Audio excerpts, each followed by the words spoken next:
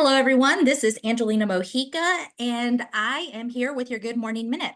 Like I promised, we are going to interview Mia Hanks, and we are talking about this topic, unstoppable. So, what does it mean to be unstoppable and thriving against the odds? It's a story of resilience and triumph. It is a story that implies that success was not something likely to happen, but through the midst of it all, it begins to flourish. And the resilience that is pulled from this story is something that Mia is going to share. I am excited. Mia, hi, how are you today? Good. Thank you for having me today. Yeah, absolutely. So I'm just going to jump right into it, Mia. That's how I like to get things started. Go ahead and introduce yourself to our audience. So I'm Mia Hanks, and I'm a survivor of narcissistic abuse. I was married to a covert narcissist for 29 years, and I've recently published a memoir about my experiences. So that's a little bit about me. Okay. And so Mia, tell us a little bit about some of the challenges that you faced during this relationship. I would say the biggest challenge was just the kind of the wear and tear that this relationship took on my both my mental health and my physical health as well. Um, it was a journey of kind of losing myself, losing my identity, and taking a lot of years to find myself again after getting out from under the that mental abuse. So Mia, in the beginning, like were these things that were clear, like we use the term red flags, were these clear red flags, or did they kind of emerge as the relationship started to really like a committed relationship and started to just kind of go deeper into the years and getting to know your person? Um, there were red flags, and looking back now, I see that I see the red flags. But at the time, I was young. I was only 21 when I got married, and I didn't know enough to be wary of these red flags. So while I saw these things, I didn't know they were red flags. The main thing that I saw early in the relationship was just a general lack of empathy. And, I should have known that would, that was not a good thing. That's not somebody that you want to be in a relationship with. But I really thought all of these little quirks that I saw would just kind of pass with time and everything would be fine. So definitely I did see some, not a lot, but some red flags, but I just didn't know what they were. Okay. And so even just the little red flags that you saw in the beginning, but could not clearly identify, what was some of the things that within yourself that you had to pull from to kind of, okay, maybe this is just a bump in the road. Let's see how we get through it. What were some of those methods or maybe self-talk that you did with yourself? Well, with a narcissist, you're conditioned kind of early to believe that you're the problem and that any issues are your fault because, with their whole idea of themselves and how perfect they are and flawless they are. I really bought into that. I bought into that lie because I was young and because I just didn't know what I didn't know. There wasn't a lot of education around about narcissism and narcissistic abuse back 30 years ago. And so I internalized all of that. I just assumed everything was my fault. I took the blame for everything. And when he would, be extremely insensitive, which he was all the time, I assumed that was because there was something wrong with me, that I was causing him to act abusive. And I really believed that for a lot of years. Wow. And so what were some of those like internal side effects that you were having to deal with? Because not only was the relationship like the most obvious because it was out in the open, but those internal conflicts and challenges that you're now having to undergo. What was that like? What did that look like for you? I think over the years, it just broke me down, little by little, it just sort of, narcissists will kind of chip away at you And it's kind of a method of them keeping control over you, really. If they can keep you feeling like you are not competent, that you can't make it on your own, that you're not smart, it gives them more leverage over you and more control. So I think the way it affected me was it depleted my self-esteem. And I just didn't have a good sense of self anymore, and I was kind of neglecting my own needs and my own self-care. So definitely, affected me psychologically and ultimately physically as well. So it affected you physically, it affected you psychologically, and probably even emotionally. What were some of the manifestation of symptoms that you saw in your daily living? I would say the biggest symptom that I saw, or I guess the earliest symptom I saw would probably be just kind of a general feeling sick all the time, lots of headaches. Later into the relationship, toward closer to the end of my marriage, I was suffering from chronic pain. And, it was just that stress. It was being in that fight or flight mode all the time. That stress really does affect you.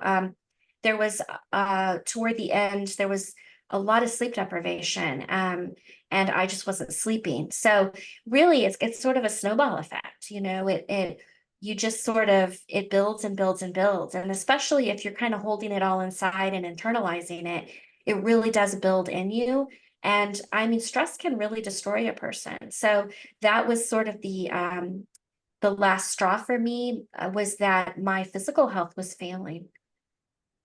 So at what point? So your physical life or your physical self is failing and you're seeing all of these things happening. And I'm familiar with how the body keeps score when it comes to traumatic stress and just trauma in general. So you're seeing all of this manifest in your physical body.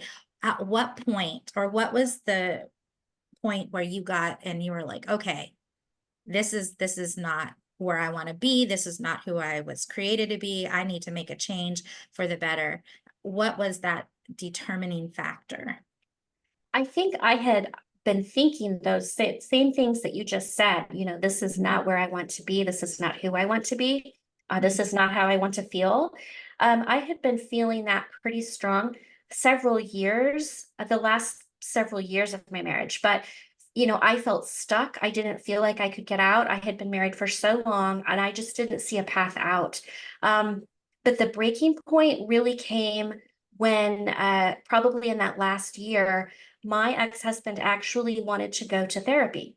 Um, a little known fact about narcissists, they love to go to therapy.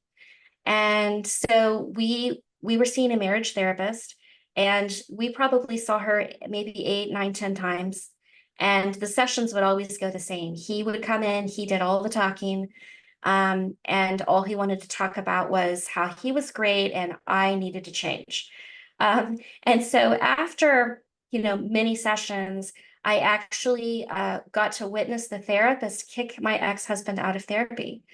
She told him, she said, I don't see any way to help you. She said, you aren't self-reflective. You can't see things from other people's perspectives.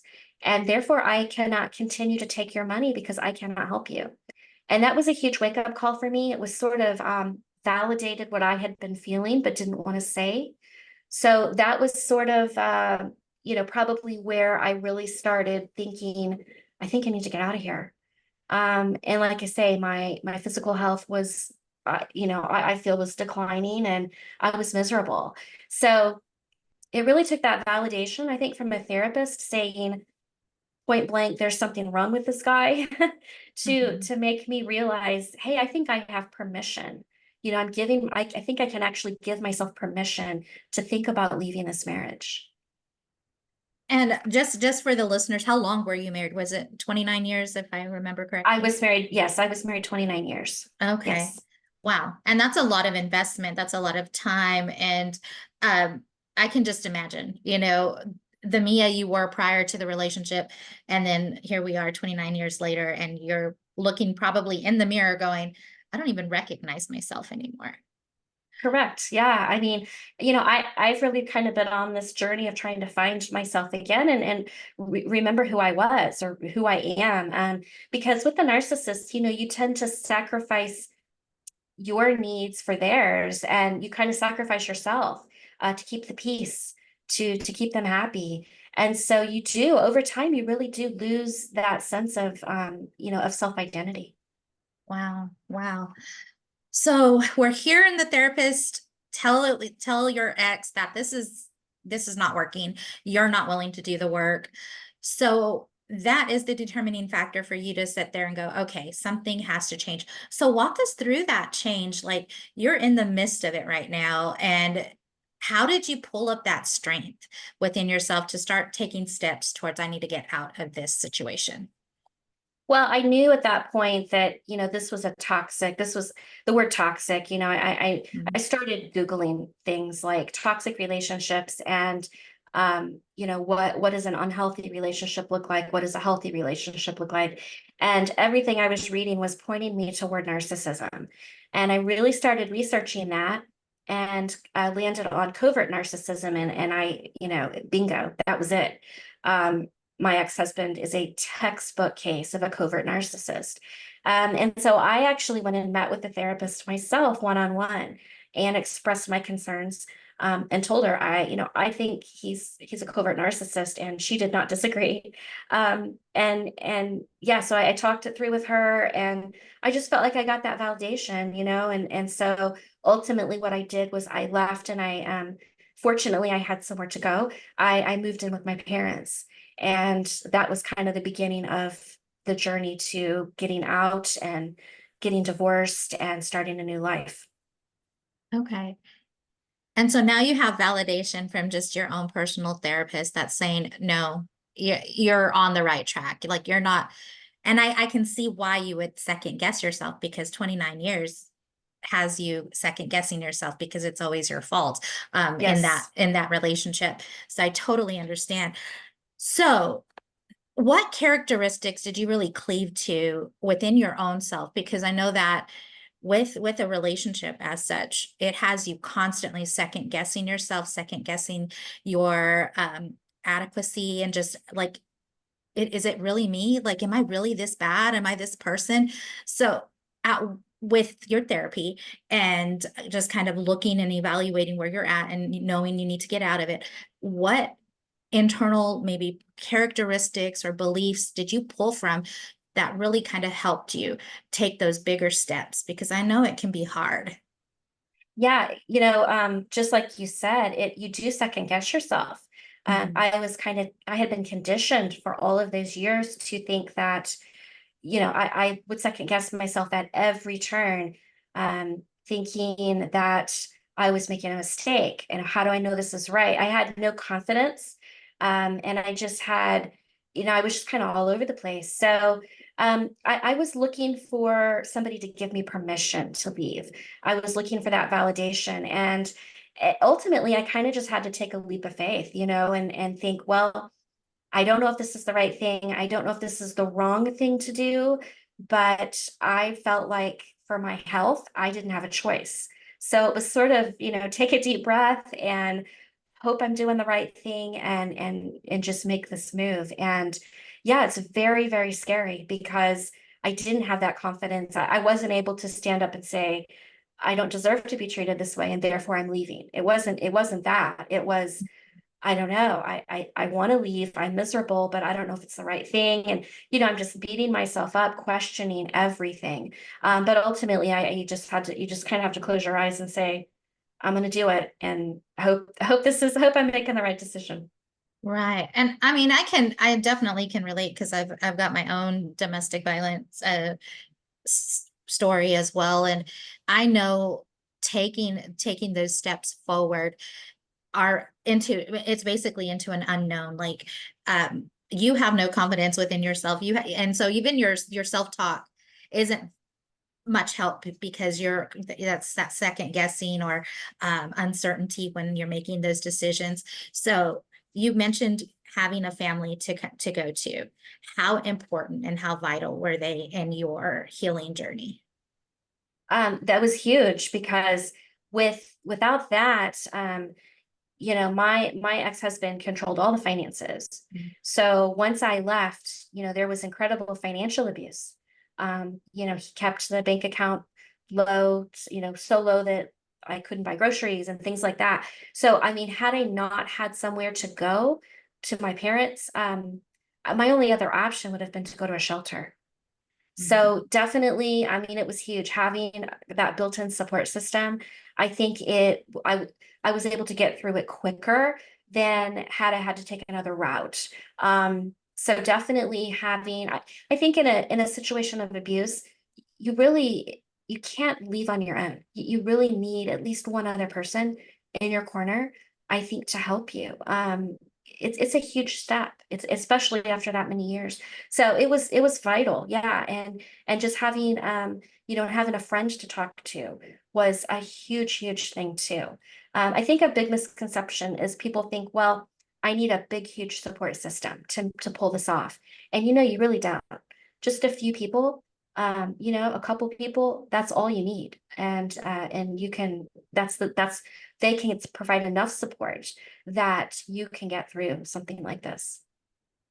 S- So can you share maybe an example of your biggest triumph that you achieved as you go against these odds?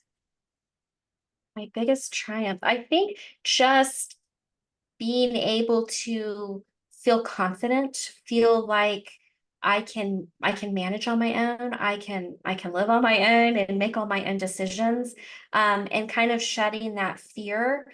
And also, I dealt with a lot of guilt after I left.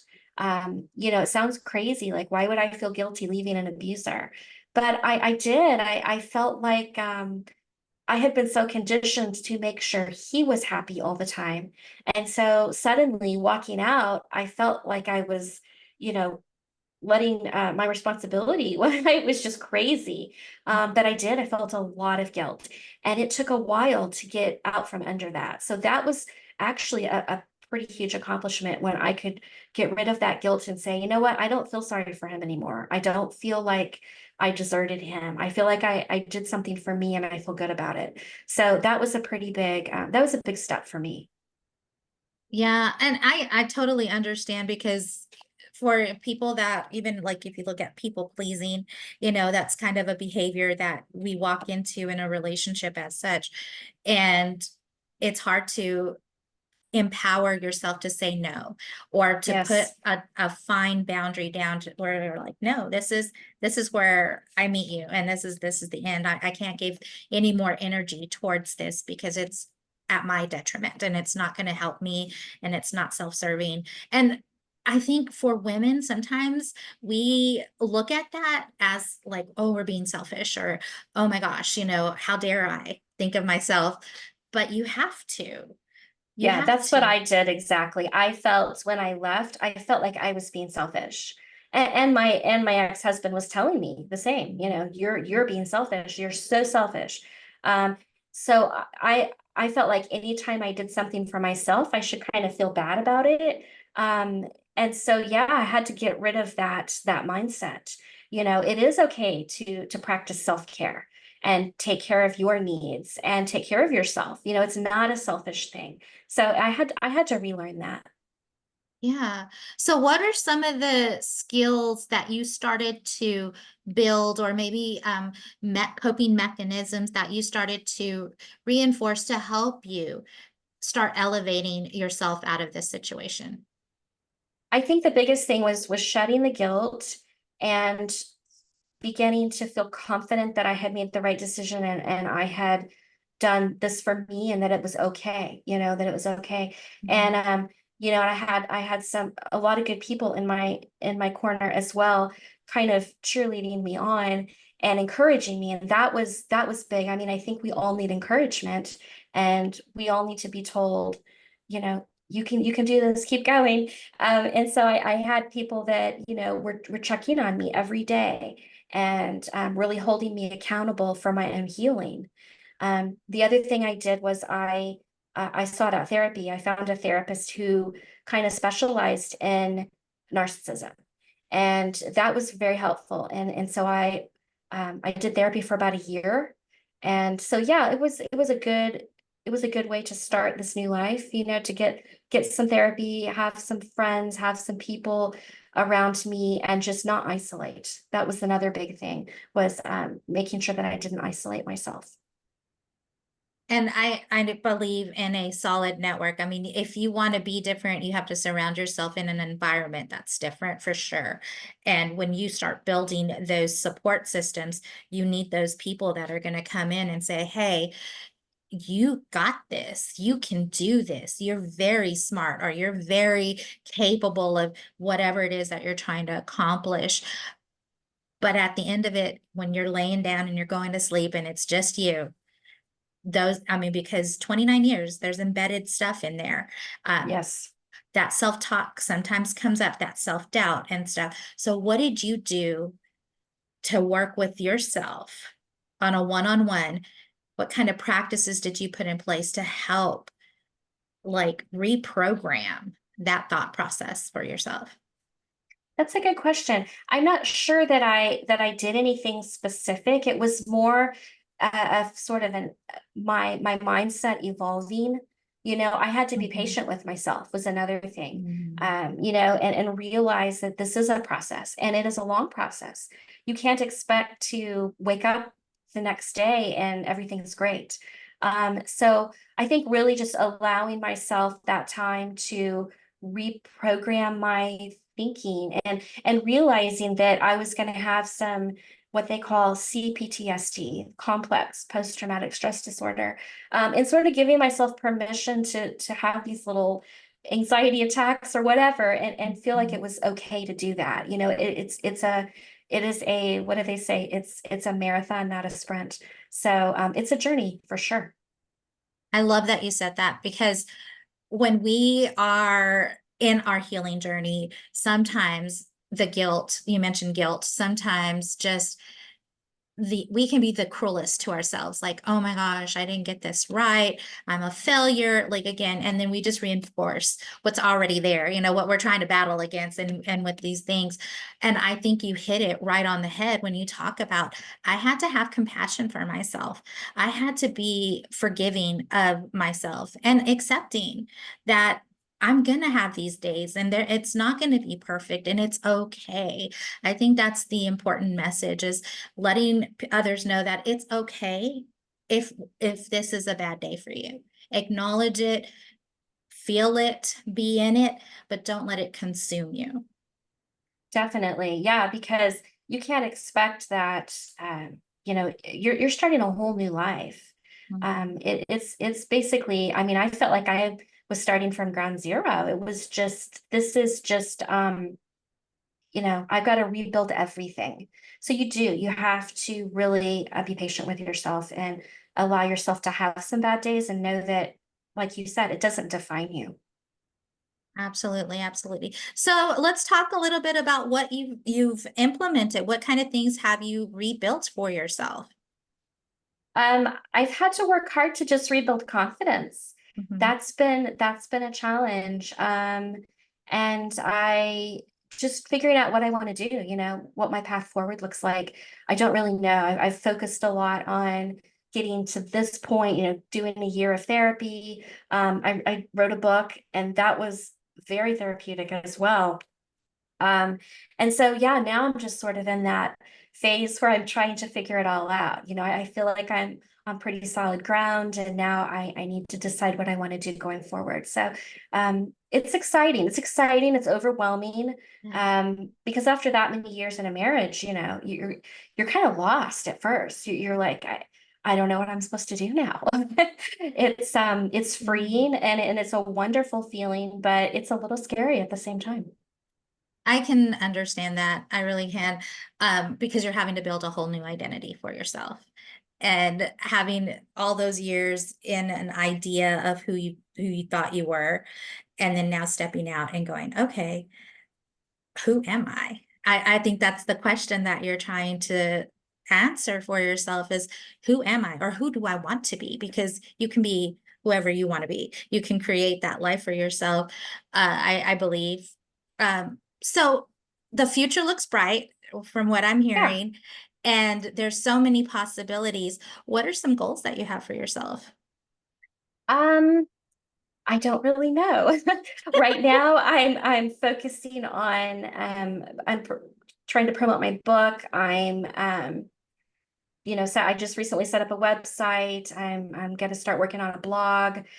So I'm just, little things like that, just baby steps. But little things here and there. I really am passionate about wanting to raise awareness about narcissistic abuse, because I think it's something that people are not talking about. And I just know that there are so many other women, especially, and men, but that are trapped in these relationships. And it's disheartening to think that how many people are out there that want out and for whatever reason can't get out or feel stuck. So, I really want to continue on this path of trying to raise awareness and education about narcissism. Well, that's awesome. I believe that we go through experiences so that we can help others. Uh, so, given that, what kind of advice would you give someone maybe struggling in that decision making, whether I need to get out or I don't need to get out, or who's living the life that you just escaped from? Well, if somebody is in a relationship with a narcissist, Mhm. my first piece of advice would be, I know for years I told myself, well, it will get better eventually. When we get to the next phase of life, things will calm down, stress will be less, and it'll get better. My message to anybody that is in a relationship with a narcissist is that it will not get better. Narcissists don't get better with age, they get worse. Mm. So, if you're sticking in there thinking everything's going to magically transform, it's not. And I hate to sound so negative, but Mhm. it's just, it's the statistics show it's just narcissists don't get better. So if that is you, um, you really, I would say don't waste time. Don't waste time. Just start planning and out. Start planning a way out of that relationship because it is not worth the toll it's going to take on your body and on your mind. Mm. So true, so true. That just resonates really deeply with me because I understand it. I mean, it took me 7 tries to get out of a domestically violent relationship. So I That's totally interesting. understand. That's very interesting because that is the statistic. If you read, Mhm. it takes an abused woman an average of 7 times before they can finally make a break for a permanent break. So that's interesting that you say that. Yeah, seven Yeah. times. I freely Wow. share. I was a statistic, and that was my turn. That was my turning point too, is like, I'm a statistic. That means that's what I'm investing into my children. And I don't want that for them. So I get it. I really do. Mia, tell us if we wanted to learn more from you, or how do we get a hold of that book that you wrote? Give us some information. Where can we read? Where can we find you? I have a website. It's miajhanks.com. And there's a link on the website to Amazon to purchase my book. My book's available Amazon, Barnes& and Noble, Target, anywhere online books are sold. And it's available in paperback and ebook. Okay. And I'm sorry, I don't know if I caught the title. What's the title of the Oh, book? I'm sorry. It's called Bridemaid, a memoir. Okay. All right. Yes. Well, there you go, everyone. Mia Hanks. I am Angelina Mojica, your life coach, sending you much love, much peace, many blessings. Find the stop record button.